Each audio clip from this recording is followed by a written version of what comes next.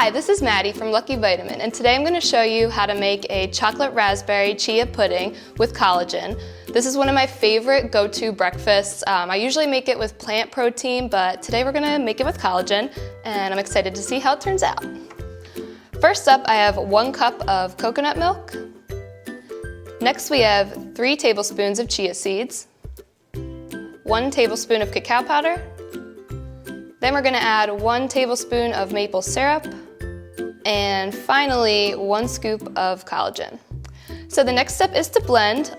You'll notice I included the chia seeds in the blender. Normally you don't have to blend chia seeds when making chia pudding, but since we included the collagen, I just want everything to blend evenly.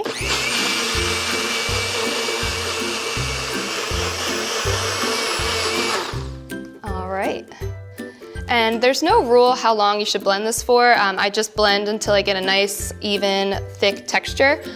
So we're gonna pop this in the fridge overnight and let it sit.